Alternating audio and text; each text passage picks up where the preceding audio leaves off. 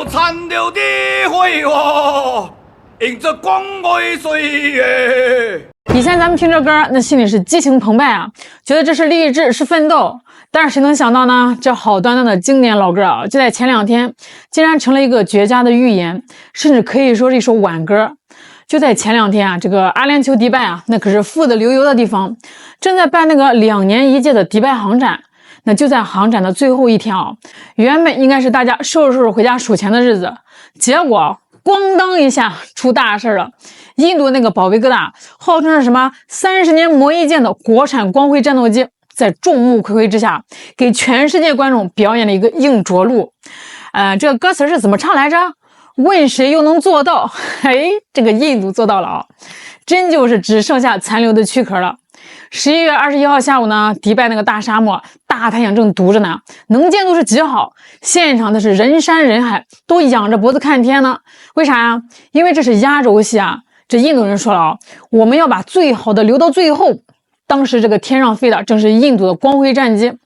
这个飞机啊，这个印度人吹的可神了，说是什么印度之光，南亚霸主。哎，你看那个飞机在天上转圈翻跟头啊，这底下的印度军迷和博主们啊，那个手机举得比天都高啊，正直播呢。我在这个网上也是看了回放，直播间里那帮印度人正嗨着呢，弹幕刷得飞起，一边喊着印度第一，一边还不忘踩两脚隔壁的巴基斯坦，说什么哎呀，你们看咱这才是真正的自主研发，隔壁巴基斯坦那个骁龙啊就是个山寨货，跟咱们这光辉一比啊，那就是拖拉机见法拉利。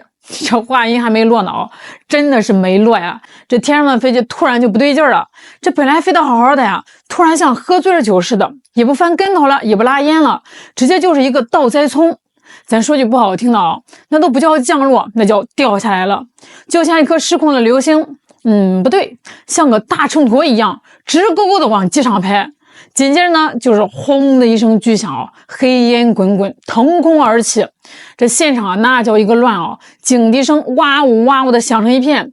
那刚才呢，还在直播间里吹牛的那些印度博主啊，瞬间脸都绿了啊，表情那叫一个精彩，直接从狂喜切换到了蒙圈。那最后就变成了心碎啊。这最惨的是啥？据最新的消息啊，这个飞机掉下来的速度太快了。那咱们都知道啊，这个战斗机它都有个弹射座椅，遇到事儿呢，飞行员能蹦出去保命。但是这回啊，根据报道，这个飞行员啊，连拉那把手的时间都没有，根本来不及弹射，连人带机硬生生的拍在地上了。那虽然呢，咱平时总是老调侃印度，但是说实话啊，这个飞行员遇难这个事儿啊，咱还是得报以同情，毕竟也是条人命啊。但这事儿办的吧，太糙了。咱们老话说冰冻3尺非一日之寒，那这飞机掉下来那也绝对不是偶然的。其实吧，就在这个飞机摔的前2天，这老天爷已经给印度人无数次暗示了，甚至可以说是明示啊。这但凡这个印度人稍微有点眼力劲儿，那稍微有点敬畏之心，这个飞机就不应该上天啊。怎么回事呢？咱把这个时间啊推回到11月17号，也就是航展刚开始那几天。当时这架光辉战机啊正静静地停在展台上供大家参观。那这个时候呢，有眼尖的观众就发现不对劲了，就这个飞机的肚子底下怎么滴滴答答的往下漏黑水呢？那一般咱们看到车漏油，那都得赶紧修吧。哎，你猜怎么着？这印度的地勤人员啊，那真叫一个机智哦！他们没有叫检修车，也没有拿专业的接油盘，甚至没有拉警戒线。大哥直接跑去旁边免税店还是什么地方啊，找了那个最普通的花花绿绿的购物塑料袋，没错啊，就是咱们去菜市场买2斤土豆用的那个塑料袋，往这个飞机底下一挂，接着漏出来的油。各位，这可是号称几千万美元造价的4代半先进战斗机啊！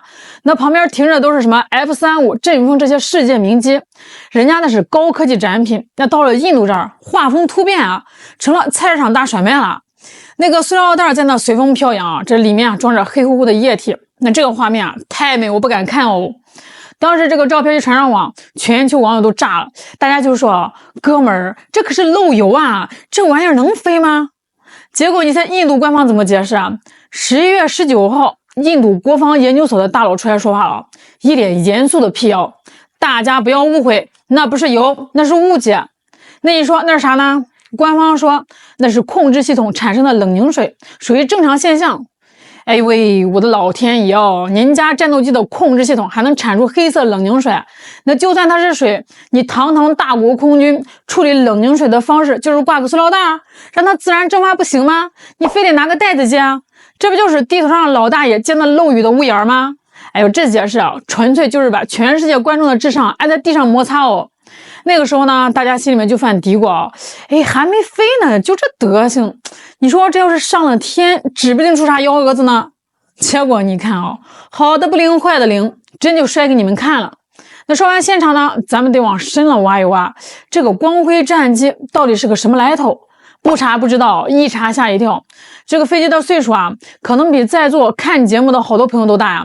它是什么时候立项的呢？1982年，朋友们。1982年是个什么概念啊？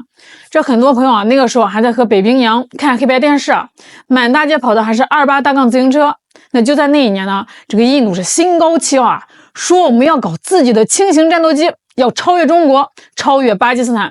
结果这一搞呢，就是42年呀，咱们中国的歼10、歼20啊都满天飞了，它的光辉才勉强说我服役了。这40多年里啊，这个飞机啊已经不是单纯的一架飞机了，它活成了一个祥瑞，一个政治图腾。那为什么这么说啊？哎，你看啊，这40年里啊，这个印度换了多少届政府啊？国大党上台就拿这个飞机说事儿，说看这是我们的工业化的象征。那后来莫迪老千人民党上台，那更不得了了呀，直接把它捧上了神坛，用来拉选票，给老百姓打鸡血。不管这个飞机能不能打仗，反正每到选举的关键时刻，或者说是跟这个邻居闹别扭的时候啊，这个印度政客啊就得把这个飞机拉出来溜溜。咱就说这个莫迪老线啊，那是真拼啊！这2023年，为了证明这个飞机行，莫迪一把岁数啊，亲自穿上了飞行服，坐进了光辉的后座啊，飞了30分钟呢。当时印度媒体那个吹啊，总理亲征，御驾亲征，印度人的骄傲。现在回过头来看啊，咱得说这个莫迪老线真是命大呀，鸿福齐天。亏的那天飞机给面子啊！要是那天也来个冷凝水泄漏或者是自由落体啊，那画面哦，咱就不敢想了。那国际新闻得炸锅呀。那么有人就要问了哦，那既然搞了40多年，慢工出细活，这个飞机的性能应该不错吧？嘿，咱来扒一扒它的内脏。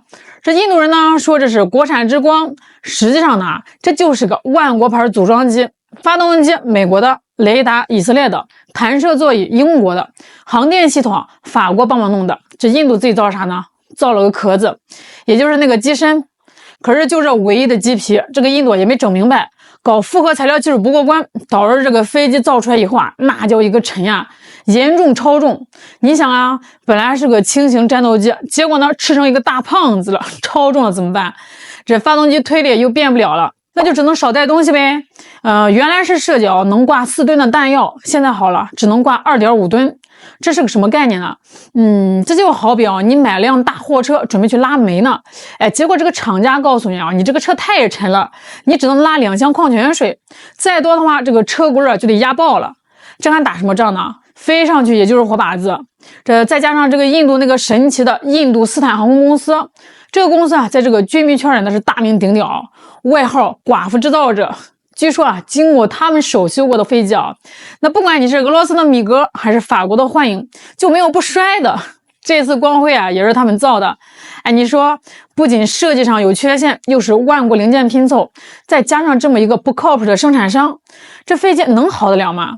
而且啊，因为这个零件来自于全世界，这维修起来那也是噩梦啊。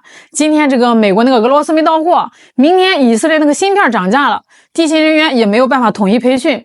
这也难怪他们最后只能拿个塑料袋接油了，因为可能根本就没有配套的接油设备。那这次航展呢，除了摔飞机，还有一个特别有意思的花絮，我觉得比电影都精彩。就在这个光辉摔下来的前一天，11月20号，印度空军的一帮高官竟然进了死对头巴基斯坦的展馆，干嘛去了？去打场子啊？不是人家是去取经的。这帮印度军官啊，围着巴基斯坦和中国联合研制的枭龙战机，那是左看右看，上看下看。不仅看还听人家巴基斯坦飞行员介绍，这最后呢，甚至还跟人家合影留念，玩自拍。哎，你们想想这个画面这一边呢是这个印度国内媒体在画漫画，画什么光辉暴揍枭龙，把这个枭龙吓得是屁滚尿流。那另外一边呢，现实中印度军官一脸羡慕的摸着人家的飞机，这心里面估计在想，这玩意儿看着比咱家那个漏油的好啊。这一幕被发到了网上，这个网友们都炸了，有的说这是超越国界的专业交流啊，点赞。那有的说拉倒吧，这是印度人心里发虚，想看看真正的战机长啥样。结果第二天光辉就摔了。那这一对比啊，简直就是赤裸裸的打脸啊！人家骁龙在那儿稳稳当当的飞着，订单拿到手软，那你这光辉在那儿表演自由落体，还要靠调查委员会来甩锅。这节目最后呢，咱们还得感慨两句啊！这次迪拜航展，光辉这一摔掉的不光是一架几千万的飞机，摔掉的更是印度这几十年苦心经营的航空大国梦啊！